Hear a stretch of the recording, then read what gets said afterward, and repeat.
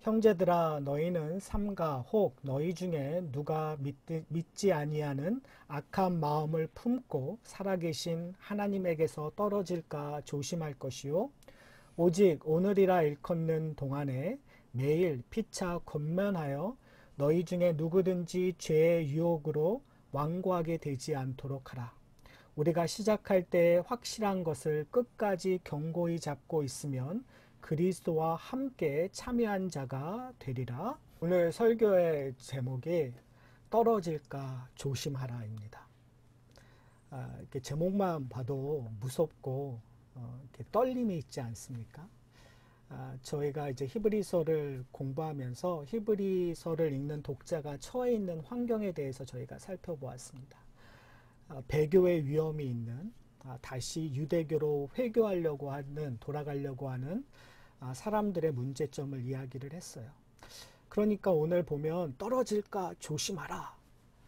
이렇게 목숨을 걸고 우리가 그리스도를 붙잡고 다시는 유대교로 돌아가지 말아야 되는 세상의 걸로 돌아가지 말아야 되는 것들을 연상하게 되면 우리는 다니엘을 그리고 다니엘의 세 친구들을 기억하게 됩니다.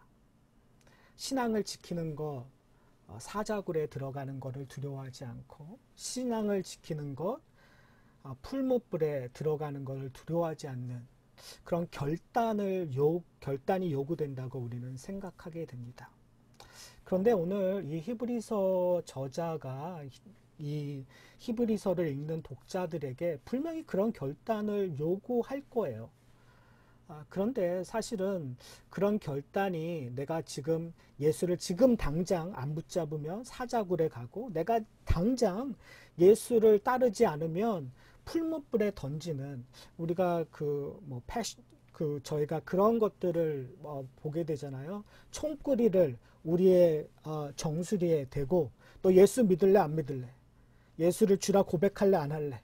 네가 예수를 주라 고백하지 않으면 네 총거리를 거두고 네가 고백하는 그 순간 내가 방아쇠를 당겨서 너를 죽게 할 거야. 이런 상황으로 우리가 생각하는 경우가 참 많은 것 같아요. 그래서 우리는 항상 지금 내가 얼마나 확신 있게 내가 믿음에 굳게 서 있는가에 대해서 늘 고민하게 돼요. 그런데 여러분 한번 생각해 보세요. 지금 정말 내가 예수 잘 믿고 있나? 내가 지금 죽으면 천국 갈 수 있는가? 라고 얘기했을 때 여러분 나는 100% 천국 갑니다라고 자신 있게 손 드실 수 있는 분 여러분 많겠죠? 아멘입니다. 저는 다 여러분들이 손 들 거라고 확신하지만 많은 경우 이 한쪽 마음에 우리의 양심이라는 게 있어서 내가 어제 뭐 했는데 내가 이렇게 화평하지 않게 살았는데 내가 정말 사람들이 죄라고 이야기하는 죄에 졌는데 내가 정말 천국에 갈 수 있을까? 내가 이러고도 양심이 있지 내가 천국에 갈 수 있는 존재인가라고 우리는 늘 고민하는 것들을 발견하게 됩니다. 저는 지금 당장 누가 배교자고 누가 천국 시민인가 누가 구원받고 누가 구원받지 않는가를 히브리서 저자가 판단하기 위하여 오늘 본문을 이야기하고 있지 않다고 생각합니다. 여러분 중요해요. 우리가 천국 가느냐 안 가느냐 내가 구원의 확신이 지금 당장 있느냐 내가 배교하느냐 배교하지 않느냐 어떻게 보면 되게 중요한 것처럼 들릴 수 있어요. 그러나 저는 오늘 이 본문이 내가 배교자일까라는 아니면 내가 정말 그리스도인의 제자일까라는 그런 질문의 답이 우선순위가 되는 것이 아니라 지금의 답은 내가 고난 속에 내가 정말 혼란 속에 정말 내가 하나님의 백성일까라고 하고 있는 그런 고민 속에서 누구를 바라봐야 되는가 무엇을 붙잡아야 되는가를 히브리서 저자는 우리에게 이야기하고 싶어 하는 거예요. 그러니까요 너희가 살아계신 하나님에게서 떨어질까 조심하라고 이야기하고 있는 그 인텐션은 의도는 너 배교자야 아니야 라는 것이 아니라 너는 하나님께서 붙잡은 자니 하나님만 위하여 살도록 노력하라고 권면하는 내용이라는 사실이라는 걸 여러분이 기억하셨으면 좋겠어요. 저는 이 오늘 본문이 여러분을 절망의 나락으로 끌고 가는 것이 아니라 절망 속에서, 사망 속에서 일으켜 다시 한번 그리스도에게 향하는, 그리스도로만 만족하는 그런 놀라운 복음이 되었으면 좋겠습니다. 그것이 히브리서 저자가 우리에게 이야기하고 있는 거예요. 저희 오늘 본문은 이렇게 시작해요. 형제들아. 참 이 형제들아라는 단어를 어떻게 이해할까? 저는 상당히 좀 고민을 했어요. 분명히 제가 얘기했던 것처럼 누가 내가 배반할 사람인가, 내가 변절자인가 아닌가를 고민하다 보면 우리의 생각들은 주위 사람에게 향해요. 아, 저 사람은 저렇게 믿으면 구원 못 받지. 아, 바로 믿음이라는 건 저런 거야. 저렇게 믿어야 돼. 라고 우리는 상대방을 판단하는 데까지 가게 되는 것들을 저희가 보게 돼요. 그렇다면 우리가 지금 오늘 본문에서 얘기하고 있는 이 형제, 이 형제라는 말은 도대체 어떻게 쓰여졌을까라는 생각들을 저는 하게 되는 것 같아요. 히브리서 저자가 형제라고 얘기했을 때는 분명히 저는 하나님의 은혜를 받은 자들이라고 저는 생각을 해요. 이 형제라고 얘기했었을 때에는 형식적인 형제라는 의미가 아니라 그리스도로 말미암아 한 형제 자매된 그리스도 안에서의 한 가족된 사람이라는 것라는 표현이라고 저는 믿어요. 그렇기 때문에 여기서 떨어질까 조심하라는 이야기는 경고성이죠. 너 가족으로서, 형제로서, 하나님의 아들로서 그렇게 살면 안 돼. 돌아오라. 아니면 이렇게 사는 것이 아니라 더 좋은 것, 더 올바른 것, 더 거룩한 것, 하나님이 원하시는 것으로 우리가 가야 된다. 이것이 우리의 경주이고 우리가 이것을 신앙생활이라고 하고 이것을 우리가 제자도라고 하고 이것을 우리가 성화라고 하니까 우리는 이렇게 가야 된다. 함께 가야 된다는 것을 히브리서 저자가 이야기하는 것 같아요. 그런데 우리가 하나 오해하지 말아야 되는 것은 뭐냐면 교회 안에 있는 모든 사람이 구원받는가? 그런 것 같지는 않아요. 지금 형제라고 얘기하고 있는 것은 그 예수 그리스도의 십자가로 하나 된 사람을 형제라고 얘기하지 단순히 교회를 왔다 가는 사람을 형제라고 하지 않는다는 사실을 저희가 기억했으면 좋겠어요. 그래서 지금 이 히브리서 저자는 의도적으로 우리를 출애굽 사건으로 끌고 가버립니다. 놀라운 것이 뭐냐면요. 오늘 본문의 이야기의 내용들이 앞뒤로 다 시편 95편을 인용하고 있어요. 그러니까 시편 95편은 하나님께서 이스라엘 백성들을 구원한 거에 대한 찬양이에요. 하나님이 우리를 구원하셨다, 우리를 이끄셨다라는 이야기를 앞부분에 하고 뒷부분에 뭐냐면 그럼에도 불구하고 버림받은 자들이 있다는 거예요. 그럼에도 불구하고 하나님의 영혼 안에 들어가지 못하는 자들이 있었다라는 거죠. 그러니까요, 구약에서도 하나님의 선택받은 민족 가운데에서도 버려진 자, 유기된 자들이 있는데 그들이 왜 유기되었느냐? 하나님을 의지하지 않고 하나님을 진노하게 했고 하나님 앞에 불평했고 하나님 앞에서 완고하게 목을 곧게 세우고 자기의 원하는 것들만 주장했었다라는 거, 불평했었다라는 것을 시편 95편에 이야기하고 오늘 본문에서도 이야기하는 거예요. 저는 이것을 봤으면 좋겠어요. 우리의 신앙이라는 것들, 지금 우리에게 떨어질까 조심할 것이라고 이야기하는 이 히브리서 저자는 의도적으로 출애굽으로 가요. 왜요? 구원을 우리에게 상징적으로 보여주니까. 홍해를 건넌 것이 어떤 의미인지를 우리에게 알게 해주시니까요. 그들이 홍해를 건너고 그 놀라운 구원의 역사를 경험했어요. 그런데 그 구원의 역사 속에 그저 따라온 사람들이 있었다는 거예요. 할 수 없이 우리의 주인이 가니까 내가 할 수 없이 소를 키우러 가다가 온 거죠. 그런데 사실 그들은 하나님을 온전히 주라 고백하지 않았던 사람들이라는 거예요. 그러니까 교회에도 이 교회라는 신앙의 공동체인데도 불구하고 교회를 친교 모임처럼 다니는 사람들이 있다는 거예요. 교회를 그냥 내 비즈니스를 위해서 오는 사람들이 있다는 거예요. 그냥 교회를 할 일 없으니까 오는 경우가 있다는 거예요. 심지어는 한국 음식 먹기 위하여 교회를 왔었던 시대도 있었어요. 이제 더 이상 그런 시대가 아니지만 사실은 20년 전, 30년 전만 해도 교회를 오는 이유는 한국 사람 한국말 하고 싶어서, 한국 음식 먹고 싶어서 오는 경우가 상당히 많았었어요. 사랑하는 성도 여러분, 오해하지 마십시오. 그럼에도 불구하고 그런 첫 번째 의도는 한국 음식을 먹고 싶고 한국말을 하고 싶었음에도 불구하고 하나님께서는 그 사람에게 은혜를 베풀어서 그가 하나님을 아바 아버지라 하고 예수 그리스도를 구주라 고백하는 놀라운 복음의 역사가, 기쁨의 역사가 일어났어요. 그것이 이민교회의 역사예요. 그것이 이민교회의 축복이에요. 그러니까요, 믿지 않는 사람이 교회에 오는 건 나쁜 거 아니에요. 이 하산학 교회 안에도 믿지 않는 사람들이 와야 돼요. 믿는 사람이 오는 것이 아니라 믿지 않는 사람이 배고파서 오고 외로워서 오고 힘들어서 오는 일들이 이 하산학 교회 공동체 안에 일어나야 돼요. 중요한 것은 뭐냐면 그런 사람들이 와서 변화되고 복음의 능력을 경험하는 거죠. 근데 문제는 뭐냐면 그럼에도 불구하고 그렇게 하나님을 고백하지 않는 사람들이 교회 안에 있더라는 거예요. 그러니까 우리는 그걸 생각해서 오늘 본문을 좀 봐야 될 것 같아요. 일단 우리 자신에게 어플라이 했으셨으면 좋겠어요. 내가 이 오늘 말씀을 통해서 떨어질까 조심하라는 것을 어떻게 이해할 것인가. 이제는 내가 붙잡아야 되는 것이 무엇인가를 봐야 되는 거예요. 그 다음에 이제 조금 있다가 피차 건면하라는 이야기를 했었을 때 그런 공동체로서 무엇을 건면하면서 서로 이 공동체를 만들어 갈까에 대한 고민을 하셔야 될 것 같아요. 자, 그렇다면 다시 시편 95편에서 이야기하고 있는 그 사건으로 들어가셨으면 좋겠어요. 그 사건은 뭐냐면 출애굽기 17장에 나오고 있는 사건이에요.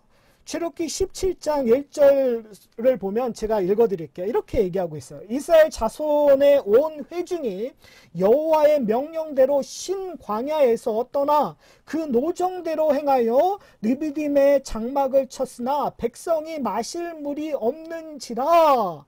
백성이 모세와 다투어 이르되 우리에게 물을 주어 마시게 하라. 모세가 그들에게 이르되 너희가 어찌하여 나와 다투느냐, 너희가 어찌하여 여호와를 시험하느냐라고 얘기하는 거예요. 시내산에서 하나님의 율법을 받고 성막을 어떻게 지은가를 배우고 그리고 이제 신광야를 떠나서 이제 가나안 땅으로 가는 그 길이에요. 근데 그 길에서 어떤 일이 일어났냐면 백성들이 물이 없어서 목이 말라. 그래서 모세에게 컴플레인하는 그런 일들이 일어나요. 근데 한번 잘 생각해 보세요. 아니, 물이 없으면 목이 마르는 거 너무 당연한 거 아니에요? 목말라 죽는데 어떻게 컴플레인 안 할 수 있어요? 어떻게 원망 안 할 수 있어요? 근데 성경에서 뭐라고 얘기하면 백성들이 모세와 다투었다고 얘기해요. 그리고 모세는 그 자신과 다툼을 하나님을 시험하냐라고 얘기해요. 사랑하는 성도, 우리는 결론을 알아요. 하나님께서 이스라엘 백성들을 인도하시는데 만나와 메추라기로 그리고 물을 반석을 쳐서 물이 나옴으로 말미암아 그들의 일용한 양식, 그들의 모든 것을 다 준비하셨어요. 그러나 지금 이 시점에서 이스라엘 백성들은 그걸 경험하지 못하는 거죠. 그래서 그들은 늘 뭘 생각했냐면 애굽에 있었던 걸 생각했어요. 그들은 늘 자신의 부족함을 가지고 하나님 앞에 애원했어요. 하나님 이거 주세요. 이거 주세요. 내가 하나님 이건 문제를 해결하면 내가 하나님을 열심히 믿을게요. 여러분, 이 모습은 현대를 살아가는 그리스도인과 별반 다르지 않습니다. 우리는 하나님을 따른다는 걸 내 문제를 해결할 때 더 하나님을 적극적으로 따르겠다고 고백을 해요. 아니면 나에게 어떤 문제가 터졌을 때 우리는 자동으로 무릎을 꿇게 돼요. 자동으로 하나님 앞에 나가서 하나님 앞에 애통하게 하나님 앞에 구할 수밖에 없는 것이 우리의 존재예요. 여러분, 어쩌면 이런 것들이 당연한 거예요. 그런데 성경에서는 그 당연함을 뭐라고 얘기하냐면 다툼이라고 하고 시험이라고 얘기해요. 왜요? 그들이 받은 은혜를 기억하지 못했다. 홍해를 건넌 그 구원의 사건을 잊어버렸다는 거예요. 시내산에서 하나님의 영광의 구름을 본 것들을 잊어버렸다라는 거예요. 여러분,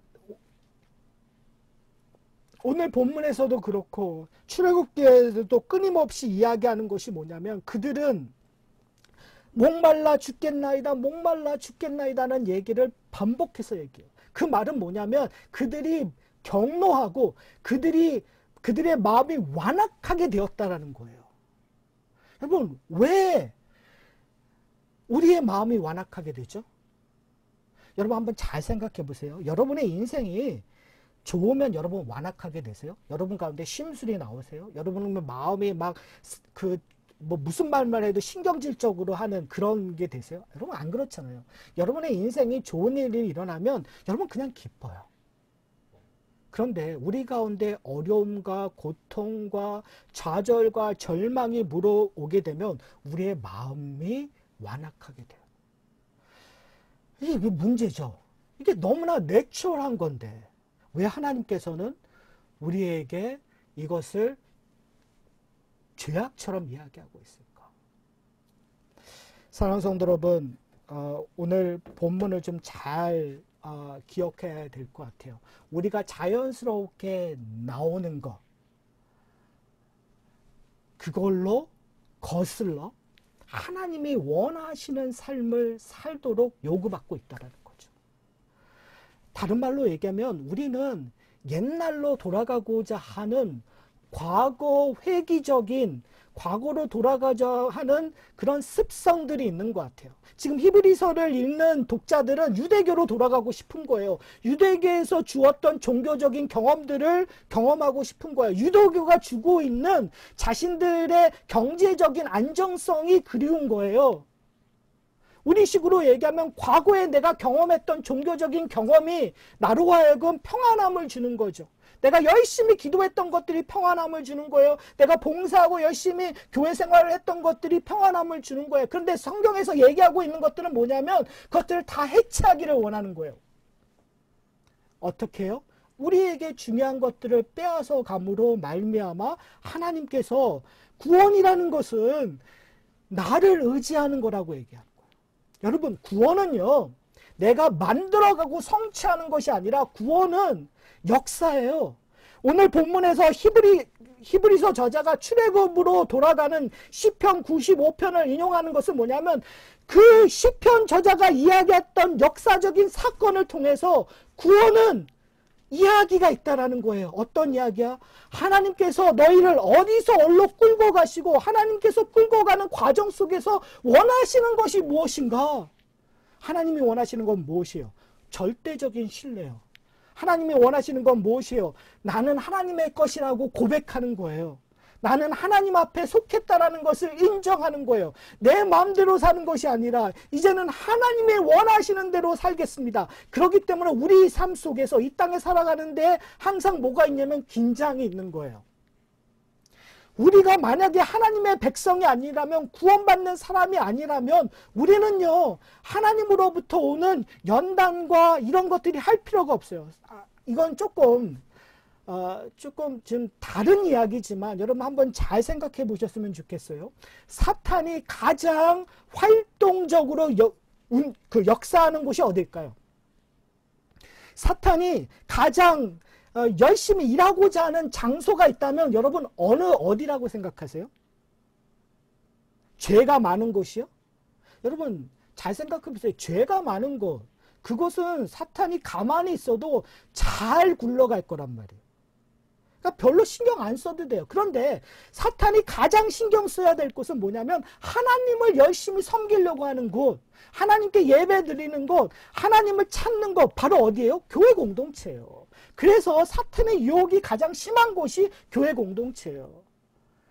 사탄의 유혹을 통해서 우리 가운데 관계가 어글러지는 건 너무나 당연해요. 왜요? 하나님이 계신 곳이니까.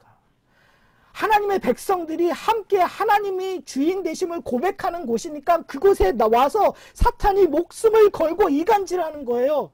떼어놓으려고. 여러분 당연한 거죠. 자, 그렇다면 우리가 고민해야 될 것은 뭐냐면 지금 우리 가운데 어려움이 있고 시험이 있고 이런 것이 중요한 것이 아니라 그 시험의 목적이 뭐고 우리의 고통의 목적이 뭐고 그것이 무엇이냐 하면 하나님의 구원을 받은 자로서 하나님의 다스림 안에 있다라는 것을 드러내기 위한 거예요. 그러니까 구원의 여정이 있는 거죠. 출애굽해서 홍해를 건넌 다음에 하나님께서 곧장 가나안 땅을 가게 하시는 것이 아니라 가나안 땅 안에서 훈련시키는 거예요. 우리가 어떠한 존재였으니까요. 무겁다고 당장 하나님 앞에 대드는 존재였으니까요. 그러니까 그 대드는 것들을 대들지 못하게 하나님 이런 일도 있네요. 내 목마름 이거 못 견딜 거라고 생각했는데 하나님께서 견디게 하시고 궁극적으로 놀라운 물을 우리에게 주셔서 그 물로 기뻐할 수 있게끔 만들어 주시는군요 라는 고백을 하나님께서 우리의 인생 속에서 받아내시고야 말겠다라는 거예요. 출애굽기 17장을 가면 보면 이제 모세가 너무 답답하니까 모든 공격이 자기한테 오니까 모세가 하나님 앞에 아뢰요. 그때 하나님께서 뭐라고 얘기하냐면 이렇게 얘기하세요. 여호와께서 모세에게 이르시되 백성 앞을 지나서 이스라엘 장로들을 데리고 나일강을 치던 내 지팡이를 손에 잡고 가라. 내가 호렙산에 있는 그 반석 위에 거기서 내 앞에 서리라. 너는 그 반석을 치라. 그것에서 물이 나오리니 백성이 마시리라 라고 얘기를 해요. 뭐냐면요, 하나님께서 말씀하시는 거예요. 모세에게 지팡이로 반석을 치라. 거기서 물이 나오리라. 여러분 다 아시잖아요. 그 물을 마심으로 말미암아 이스라엘 백성들이 자신들의 문제를 해결했어요. 그러니까 그 문제를 해결함으로 말미암아 하나님이 우리를 보호하시구나. 하나님이 우리를 사랑하시는구나. 하나님의 구원이 무엇인가를 알게 하셨어요. 느끼게 하셨어요. 여러분 우리의 인생 속에서 그런 일들이 일어나기를 소원합니다. 일어날 거예요. 우리는 경험할 거예요. 그런데 그걸 경험하기 위해서는 우리가 이 의미가 무엇인지 좀 알아야 돼요. 여러분 단순히 반석을 쳤으니 물이 나왔다. 그러니까 우리의 문제 해결할 때마다 반석을 쳐야 되는가? 그건 아니겠죠.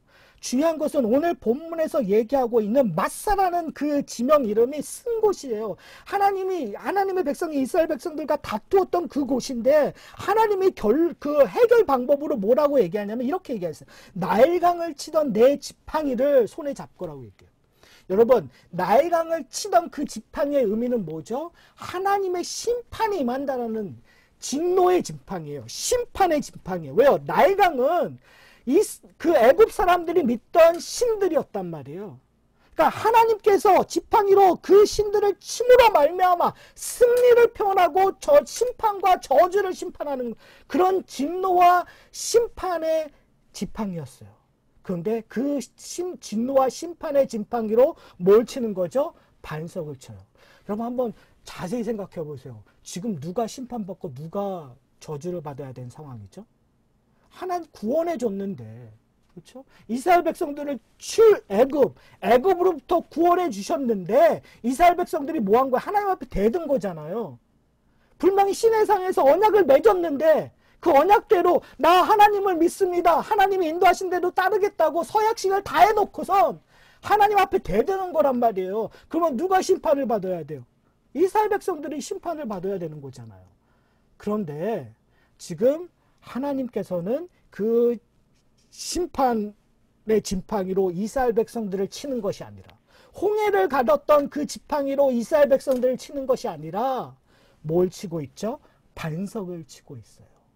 여러분 이 반석이라는 것은 어떤 의미일까요? 반석이라는 것은 이렇게 고린도 전서 10장을 보면 이렇게 얘기하고 있어요. 다 같이 신령한 음료를 마셨으니 이는 그들을 따르는 신령한 반석으로 마셨음에 그 반석은 곧 그리스도라. 그러니까 지금 고린도전서를 통해서 사도 바울은 우리에게 이 출애굽기 17장의 사건을 설명해 주고 있는 거예요. 그때 모세가 반석을 쳤는데 그 반석은 누구라고요? 예수 그리스도. 그러니까 이스라엘 백성들이 저주와 심판을 받아야 되는데 누가 대신 받은 거예요? 예수님께서 받으신 거예요. 예수님께서 받으셨기 때문에 그로 말미암아 뭐가 나오는 거예요? 생수가 나오는 거예요. 여러분, 구원이라는 것은 내가 얻어낸 것이 아니라 예수 그리스도가 우리의 불순종의 죄값을 치르셨기 때문에 우리가 구원을 받은 거예요. 물을 마신다라는 표현은 내가 그 은혜를 경험한다는 거예요. 누구를 통하여 주어진? 예수 그리스도를 주어서 주어진 그 은혜를요. 오늘 본문을 보면 이렇게 얘기하고 있어요. 1절, 12절을 보면 형제들아 너희는 삼가 혹 너희 중에 누가 믿지 않은 악한 마음을 품고 누구처럼요? 출애굽해서 광야 생활했던 그 이스라엘 백성들이 악한 마음을 품은 거죠. 왜? 언약을 어기는 억한 마음. 하나님을 주라 고백하고 하나님이 원하신 대로 따르고 참고 인내해야 되는데 그렇지 않고 자기의 필요만, 자기가 원하는 것만 추정했던 그 악한 마음. 주인을 주인 대접하지 않는 마음. 그런데 살아계신 하나님에게서 떨어질까 조심할 것이라. 그리고 나서 그 조심하는 거에 대한 방법을 13절에 이렇게 얘기해요. 오직 오늘이라는 일컫는 동안에 매일 피차 권면하여 너희 중에 누구든지 죄의 유혹으로 완고하게 되지 않도록 하라. 여러분, 뭐라고 얘기하죠? 너희 중에 누구든지 죄의 유혹으로 완고하게 되지 않도록 하라. 모세와 대적하는 자처럼 하지 말아라. 그렇죠?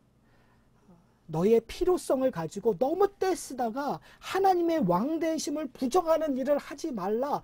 그런데 그렇게 하기 위해서 해야 될 것들을, 노력해야 될 것 하나를 우리에게 가르쳐줘요. 그것이 오늘 본문의 결론이에요. 저의 설교의 결론이에요. 그것은 뭐냐면 피차 권면하는 거예요.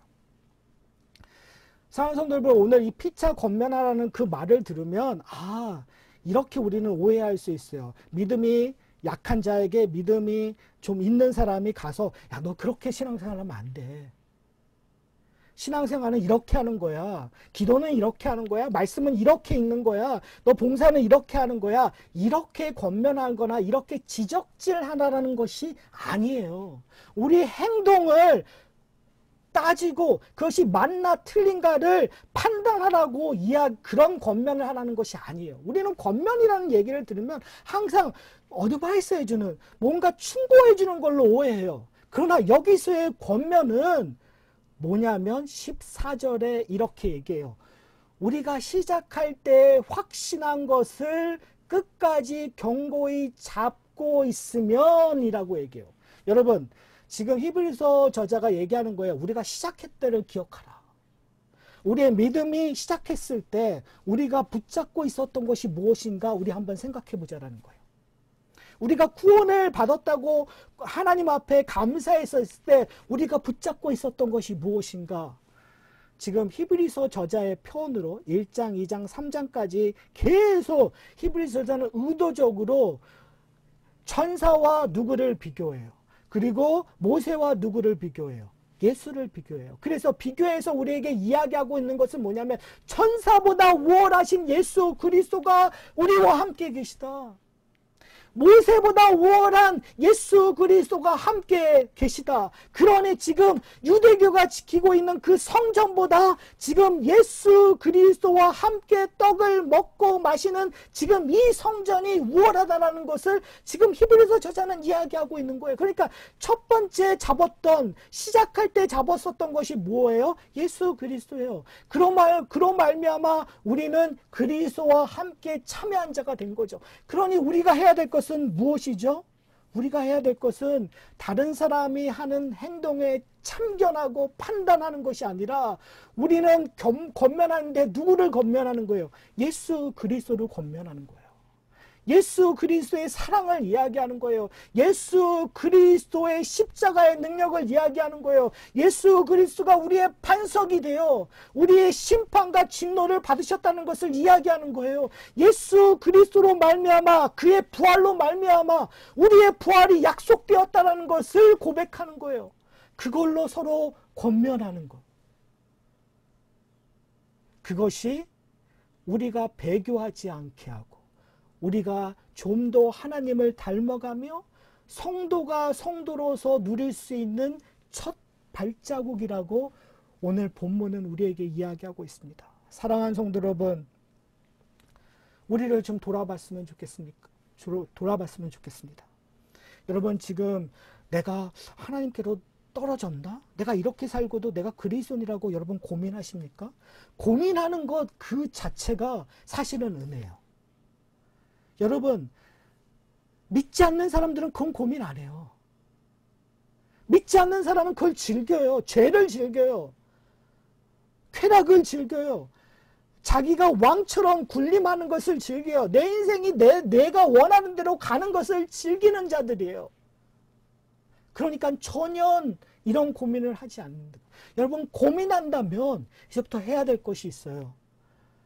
그 고민에 우리가 바라봐야 될 곳을 여러분이 보셔야 돼요. 나를 바라보는 것이 아니에요. 나를 바라본다면 우리는 실패할 수밖에 없어요. 늘 떨어져. 여러분, 이런 거죠. 내가 지금 평형대죠. 우리가 체조할 때 이 평형대를 하면은 이 아주 좁은 내로한 데를 우리가 걸을 때 항상 떨어지는 이유가 뭔지 아세요? 불안해서 떨어지는 거예요. 내가 내 머릿속에서는 나 여기 건너갈 수 없어. 이렇게 좁은 데에서 내가 밸런스라는 걸 맞출 수 없다고 내 머리는 인지하고 있기 때문에, 그렇기 때문에 불안하기 때문에 거기서 넘어지는 거예요. 우리를 보면 그래요. 우리가 사탄아 다 나오라고 우리가 담대하게 얘기하지만 우리의 연약한 모습을 보는 순간 우리는 떨어질까 두려워하고 있는 그런 존재라는 걸 우리는 깨닫게 되잖아요. 그렇기 때문에 우리는 이 좁은 길을, 좁은 그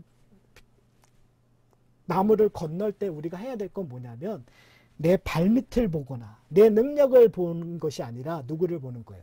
그리스도를 바라보는 거예요. 하나님을 바라보는 거예요. 하나님의 은혜 안으로 가는 거예요. 오늘 복음성가 하면서도 얘기를 했었잖아요. 들꽃 같은 바다의 파도가처럼 연기처럼 있다가 없어지는 아무런 존재. 저희 아내야 저를 대단한 것처럼 여겨지죠. 그렇죠? 근데 사실은 밖에 가면은 저라는 존재 누가 알겠어요? 아무런 의미 없는 그런 존재이지만 하나님이 나의 이름을 불렀기 때문에 하나님께서 나를 선택하셨기 때문에 우리는 의미 있는 존재가 되어버리잖아요. 그러니까요, 사랑하는 성도 여러분, 우리가 바라봐야 될 것은 그리스도예요. 그리고 우리가 해야 될 것은 뭐냐면 그리스도로 피차 권면하는. 우리는 가끔 그러잖아요. 내가 기도 이렇게 했는데 이렇게 되더라. 너도 이렇게 기도해봐. 신앙이라는 건 이런 거야. 이렇게 해야지. 너 이렇게 한번 신앙생활 해봐. 이런 것이 아니라요. 현대 교회는 너무 이런 거가 발달되어 있어요. 그것이 아니라요. 그리스도를 보여주는, 그리스도의 사랑을 보여주고 그리스도의 능력을 보여주고 그리스도로 교제하고 그리스도로 권면하는 주의 백성들이 되기를 소원합니다.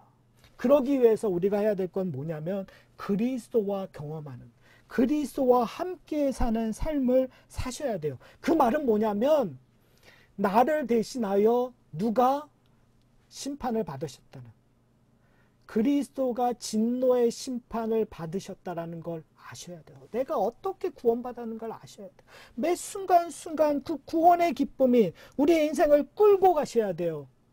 그러기 위해서 내가 누구인지, 내가 어떤 존재인지, 내가 가야 되는 곳이 무엇인지, 내 가는 동안에 성령께서 무슨 일을 하시는지를 경험하기를 소원합니다. 그것이 신앙생활이에요.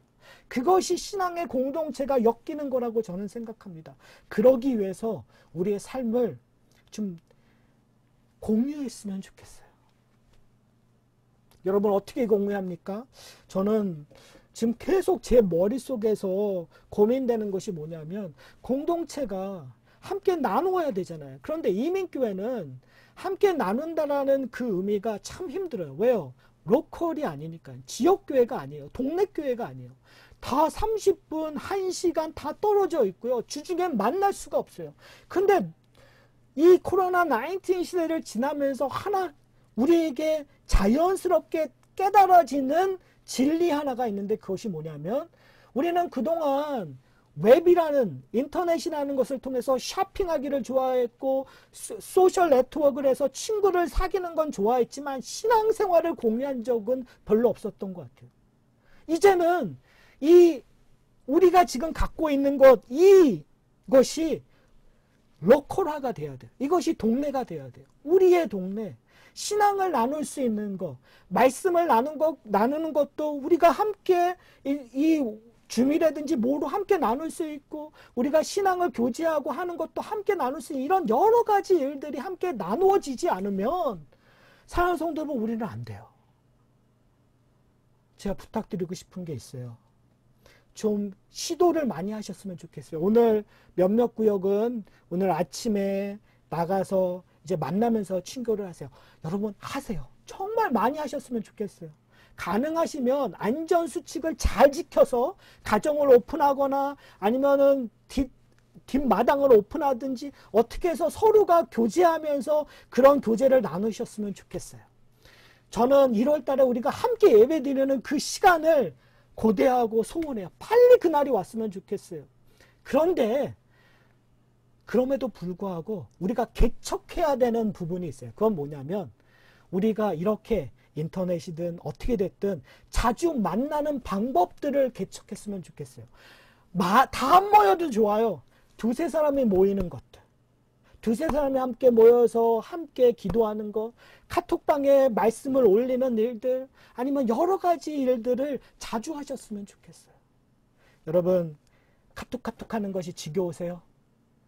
소리가 좀 이렇게 불편하세요? 불편하시는 게 저는 좋다고 생각합니다. 불편하셔야 돼요. 왜요?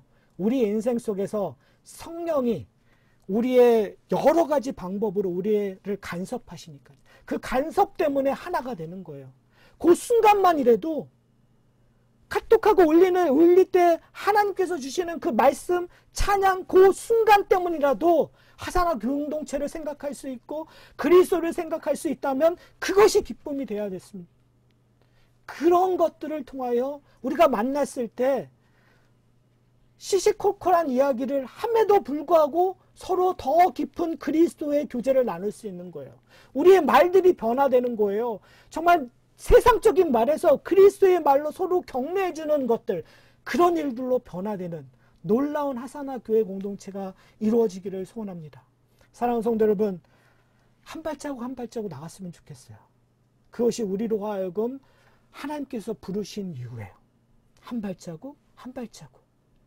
벌써 저희 교회가 그런 한 발자국 한 발자국 걸어온 지 벌써 6년이 되었어요. 어느덧. 이제 내년이면 7년이에요. 7년째를 가라는 거예요. 전 그렇게 오래 지내는지 몰랐어요. 근데 또 이렇게 한 발자국 한 발자국 가다 보면 또 세월은 지나가요. 여러분 그 세월을 동안 우리가 빌드하는 건 어떤 거를 빌드하고 싶으세요? 저는 피차 건면하여 그리스도를 더욱더 알아가는 그리스도로 말미암아 우리의 이야기를 쓰는 아름다운 공동체가 되기를 소원합니다. 그 일들을 왜 여러분을 부르셨어요? 그 일들에 동참해 주시는 저와 여러분이 되기를 간절히 소원합니다. 우리 다 함께 기도하시겠습니다. 우리의 인생을 한번 돌아봐 주셨으면 좋겠어요. 사탄은 끊임없이 우리에게 도전해요. 너 그리스도인 맞니? 너 그러고도 그리스도인이라고 도전해요. 그때 우리의 답은 어디에 있습니까? 우리가 이뤄놓은 걸로 여러분 답하고 있으면 그건 오답이에요. 우리의 답은 그리스도여야 돼요. 그리스도가 하신 일에 근거하여 우리의 구원이 있다라고 여러분 대답하셔야 돼요.